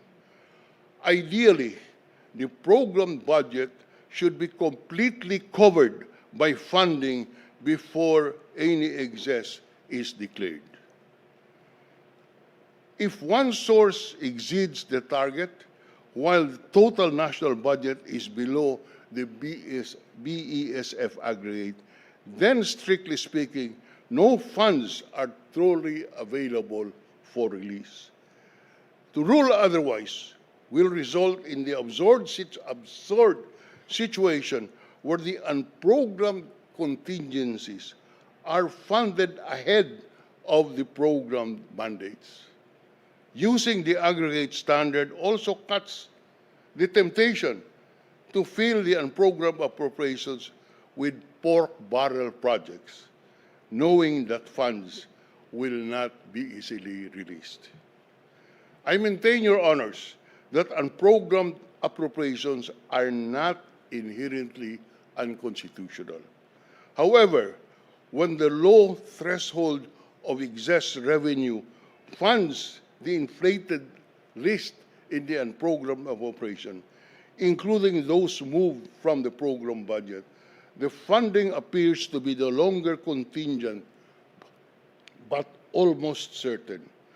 It also loses its character as a special appropriation and instead operates as a disguised general appropriations that may serve to expand the footprint of the original budget submitted by the President. In this perfect storm, Your Honors, the violation is not found in the text of the law, but in the arithmetic of its execution. Thank you very much, Your Excellencies. Thank you.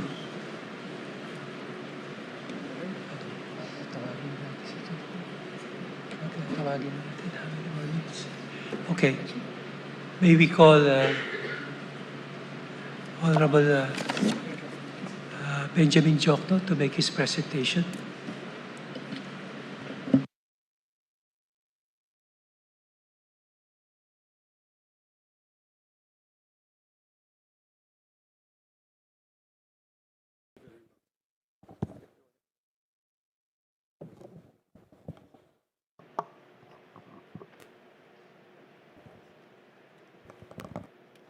Chief Justice, Your Honors, good morning, still morning, right? Allow me to present my comments on the pending Supreme Court petitions questioning certain provisions on unprogrammed appropriations in the 2024, 2025, and 2026 General Appropriations Act. As former Senior Undersecretary and Secretary of Budget and Management, I have prepared 13 of the 39 post-EDSA 1 revolution national budgets, including the first and only budget under the Freedom Constitution. Notably, the 1987 budget already contained unprogrammed appropriations. From 2026, rather from 2005 to 2026, Congress approved unprogrammed appropriations exceeding those proposed by the President only 5 times. in 2010 under President Arroyo, in 2022 under President Duterte, and from 2023 to 2025 under President Marcos Jr. The increases over the last 3 years, however, have been particularly large. Those are encircled there. Back, please. The blue line is the one in the NEP, and the red line is the one approved by Congress. This is not to argue that Congress may increase the unprogrammed appropriations as requested by the executive. This is only meant to reflect the monumental abuses done by Congress during the last 3 years, 2023, 2024, and 2025 national budgets. By design, unprogrammed appropriations serve as standby appropriations.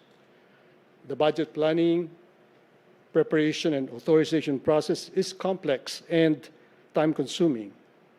For example, preparation for the 2026 budget began as early as January 2025 with a budget call.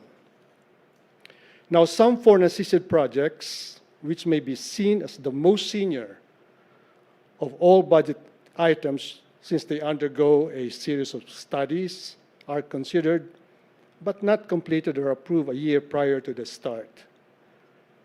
FAPs are among the most rigorously evaluated budget items. Let me repeat that. The foreign-assisted projects are among the most rigorously evaluated budget items.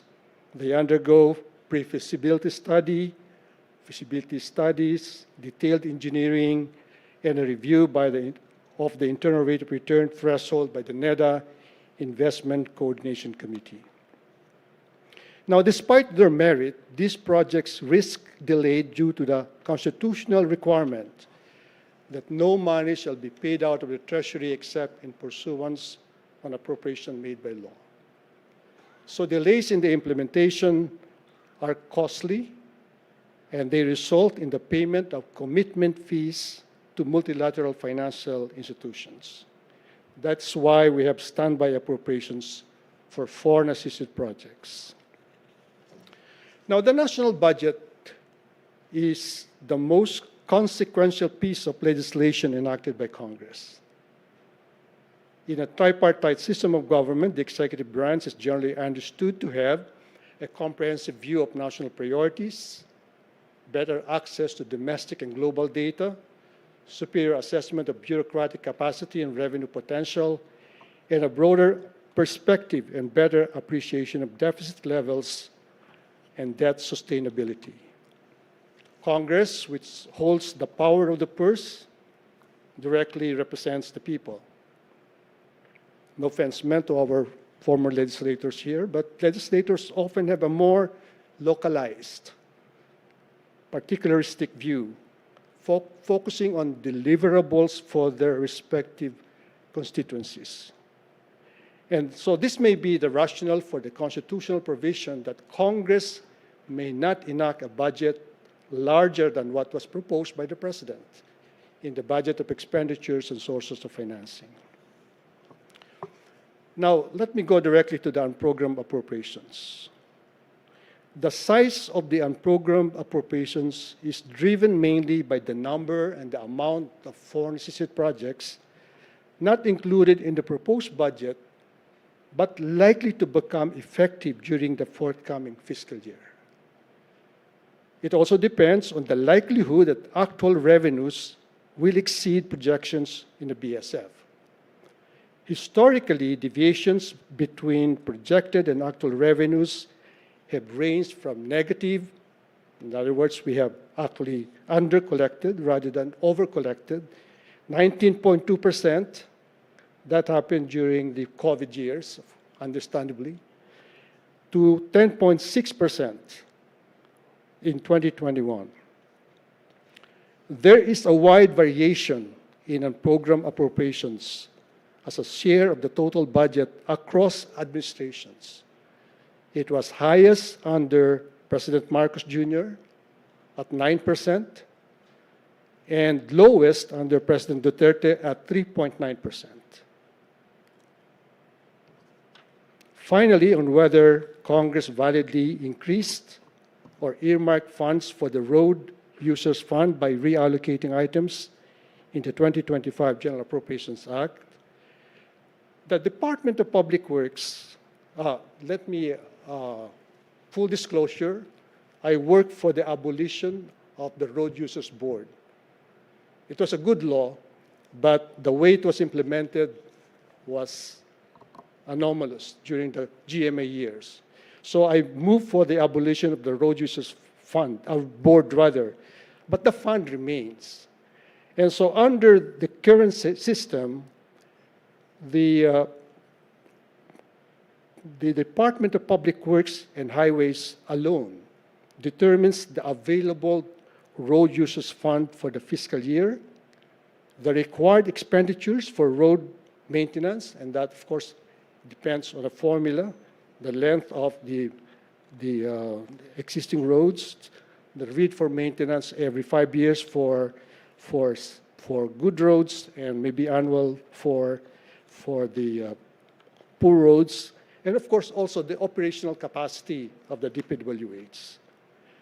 This amount is incorporated by the Department of Budget and Management into the President's budget, with a commitment of the DPWH Secretary during the Cabinet meeting, approximately 1 month before the opening of Congress. That is the last Cabinet meeting to tackle the budget. The DPWH Secretary is committed to the President as to the amount of that road users fund. And this is prior to the BSF and the National Expenditure Program.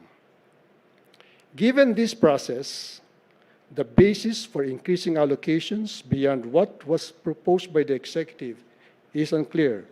And so the next table will show you the deviations. The President proposed in 2022 15.192 billion. Well, Congress reduced it. That's in accordance with the Constitution. Congress may not increase, but may decrease. In 2023, the President proposed 15.192 billion. Congress increased it to 21.231 billion, or 39% increase. 2024, the President or the DPWH Secretary and approved by the President asked for 15.2 billion. Congress increased it to 24.5 billion, or 61.2% increase. In 2025, 16.755 billion, that was the request of the President. Congress increased it by 107.4% to 34.748 billion, equivalent to 33.4 billion for the 3 years. That is approximately equivalent to 66,800 school rooms at $500,000 per school room. In my view, these increases is inconsistent with the constitutional provision that Congress may not increase the appropriations recommended by the President for the operation of the government as specified in the budget. Thank you very much. Thank you. Okay. May we call Professor Secretary Abad for his presentation.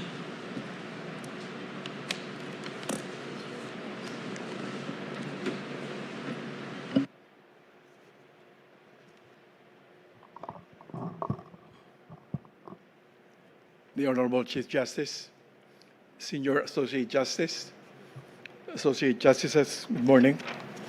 May it please the Court. The question before this Honorable Court do not concern merely the validity of particular provisions in an appropriation law. They go to the heart of the Constitution's design over the public purse and the system of accountability that it commands.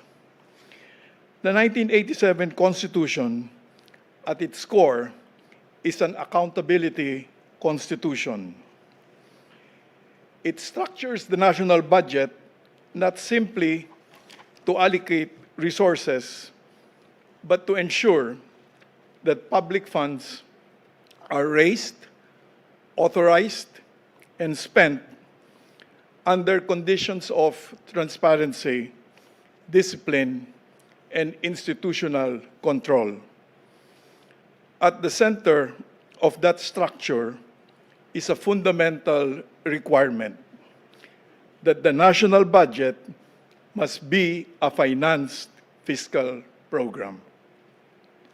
Under Article 7, Section 22, the President submits to Congress a budget of expenditure and sources of financing, the BESF. The submission is not a formality. It is the constitutional anchor of the appropriation process.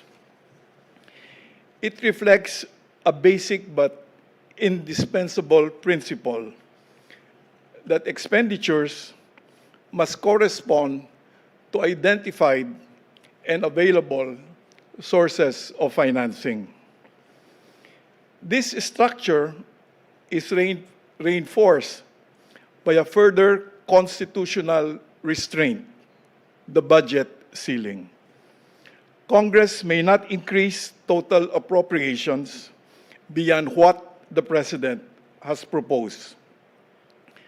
Taken together, these requirements ensure that the budget is not an open-ended wish list, but a coherent fiscal program grounded in reality. The constitutional process is thus carefully sequenced. First, the executive formulates a finance fiscal program. Second, Congress exercises the power of the purse within that program. Third, the executive implements the budget as enacted. The sequence, Your Honors, is not procedural convenience. It is a constitutional safeguard designed to preserve both fiscal discipline and institutional accountability. And program appropriations must be understood within this constitutional structure. In practice, the Philippine fiscal system operates under persistent deficit conditions. Over the past 4 decades, budget surpluses have occurred only briefly during the administration of Fidel V. Ramos, and even then, only in modest amounts. More importantly, Your Honors, revenue targets have been exceeded in only a handful of years. This means that in the ordinary course, the conditions required to validly trigger and program appropriations do not exist. As this court made clear to Arroyo versus Aquino III, excess revenue, quote unquote, must be determined holistically based on total revenues relative to total projections in the BESF, not on isolated gains from particular sources. Accordingly, under normal fiscal conditions, unprogrammed appropriations are not meant to operate. They are by design exceptional. There have been instances, however, where unprogrammed appropriations were activated, not on the basis of genuine fiscal surplus, but through fragmented and selective interpretations of revenue excess. Prior to this court's clarification in Arroyo, the position was taken that excess collections from individual revenue sources, such as GOCC dividends or non-tax revenues, could justify releases. This court rejected that approach. It held that revenue must be assessed in its totality. Isolated gains cannot create artificial surpluses. And to treat them as such is to risk unsound fiscal management, increasing borrowing and expanding the deficit. Subsequent rulings, including Pimentel III versus House of Representatives, further clarified that funds earmarked by law do not constitute disposable revenue. But even assuming, Your Honors, valid activation, the deeper constitutional issue remains. In a situation where deficits are the norm, additional revenues, when they arise, are rarely sufficient to fund all unprogrammed appropriations. The reality forces three decisions: which appropriations will be funded, which will not, and in what amounts. These are not technical decisions. They are allocative judgments about public funds. Yet, by that stage, the appropriations law has already been enacted. These decisions, therefore, occur during budget execution and are made by the executive. In practical terms, Your Honors, the executive determines which among legislatively authorized appropriations will actually become operative expenditures. That, Your Honors, is the constitutional problem. It is not merely a matter of administration. It is a displacement of accountability. The Constitution assigns to Congress the authority to decide which public purposes receive funding and to what extent. But when funding is insufficient, that decision effectively migrates from legislation to execution. Recent practices raise an even more serious concern, Your Honors. When unprogrammed appropriations are expanded beyond fiscal limits and treated as readily activatable, they risk becoming not merely contingent spending authority, but a mechanism for circumventing constitutional restraints. In particular, they raise questions as to whether the budget ceiling itself is being observed or effectively bypassed. And when allocations depend on discretionary activation, they risk becoming opaque instruments of spending, weakening transparency and undermining the Constitution's accountability safeguards. It is sometimes argued, as was here, that unprogrammed appropriations are necessary for flexibility. But the Constitution already provides that flexibility, and does so without sacrificing accountability. Under Section 6, Article 25, Section 25, subsection 4, Congress may enact supplemental or special appropriations supported by funds actually available or by revenues to be raised. This mechanism preserves flexibility while ensuring that decisions on public spending remain within the legislative process where the Constitution places them. Your Honors, The constitutional rules governing the national budget are not mere technicalities. They are structural safeguards designed to preserve the separation of powers and ensure accountability over public funds. This court has consistently upheld these principles in Belgica versus Executive Secretary and Arroyo versus Aquino. In conclusion, the Constitution already provides a complete framework for fiscal governance. The issue before the court is not whether flexibility is desirable. It is whether that flexibility may operate outside the constitutional structure that governs the budget. The Constitution allows flexibility, but it requires that decisions on how public funds are spent remain within the legislative appropriation process and do not migrate into the execution stage of the budget. To allow otherwise is not merely to relax a rule, it is to reconfigure the allocation of power over the public purse. And that, Your Honors, is a constitutional question of the highest order. Thank you.